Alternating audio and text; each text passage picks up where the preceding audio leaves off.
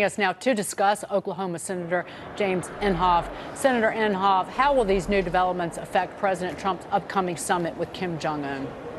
Oh, I think it's just great, Dagan. We've been looking at this and waiting for this moment for a long time. And by the way, I happened to be in South Korea back when Kim Jong-un demonstrated, that was November 28th, that he could hit an American city. And you remember the response that we had from our president. It wasn't the mushy response we would have gotten from Obama. He said, yeah, and we've got a button too. Ours is bigger than theirs. Ours works, theirs doesn't. If they try that, we'll blow them out of the sky. Words to that effect. Well, what happened right after that?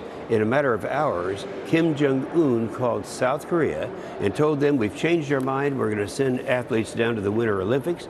And it's been going better every day since then. I honestly believe this president is doing something that's nothing short of a miracle. And it was really topped off at 2 o'clock this morning when the folks came back in. Senator, hi, James Freeman with the Wall Street Journal. I want to pick up on that. You're looking at the president's tweeting as a strength. Most people, or a lot of people in the media, kind of portray it as a weakness. I don't really expect the Georgetown School of Foreign Service to start teaching people how to write taunts about foreign leaders, but you're saying this is actually key to setting the table to negotiate here. Well, you know, first of all, you're with a publication that's been very fair to him. Most of the rest of them have not been. So looking at it through his eyes, he has to communicate to the American people. He doesn't trust the media to accurately portray what he's trying to do. Now you stop and think of what he's accomplished. Just yesterday with the lowest unemployment rate in memory. All these things that are happening right now, he's accomplishing. And he can't get that out. In all fairness to him, he's got to figure out a way, and he didn't. I know the media doesn't like it. They don't like the idea that someone can go, even the President of the United States can go straight to the people and tell them what he's doing. Frankly, I like the idea.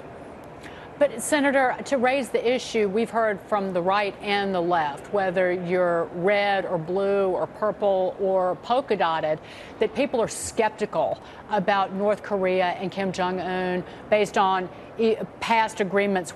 8 times we've had agreements that didn't lead to denuclearization, and here we are facing an even more aggressive North Korea. Yeah, and I chaired the committee that we had our intelligence in Dan Coates and the rest of our intelligence groups. I had the great respect for them, but I said at that time, I want you to write it down. This guy is communicating to Kim Jong-un in a different way than we ever have before. And if you look at the results that are coming in from him and things that you would not expect to happen, this hasn't happened before. So, you know, let's just wait and see if it does. I mean, he immediately came back and said, all right, we want to participate in the Winter Olympics. We want to negotiate with you and have a meeting with you. And I'd like to have a meeting with the President of the United States. Now it's set up. Now, I don't know, they haven't announced when and where, but it's set up that he's going to be having that communication with the President. So I just think that they've communicated. He knows how to talk to terrorists. He doesn't back down. And he has reestablished America, in my opinion, as the leader of the free world over there. It doesn't go unnoticed. Senator, I want to move on to this comment. California Congressman Maxine Waters is stepping up her calls for impeachment of President Trump.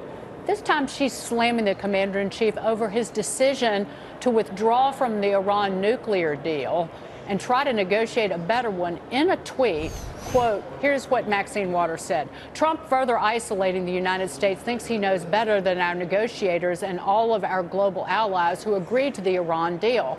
How long do we have to suffer his gigantic ego and narcissistic behavior? Impeachment is the only answer. Senator, I'll just point out one thing. This was not a treaty because President Obama could not get people in Congress to vote for it, that it's not binding by law. And I would like her to speak to the families of the victims of Iranian terrorism while we're sending them, north of $1 billion in cash in the middle of the night. Well, when you stop and read, by coincidence, I happened to be with Netanyahu in October when the first time the president made the statement that he's going to get out of this treaty. Now, of course, I was very much opposed to getting in the first place.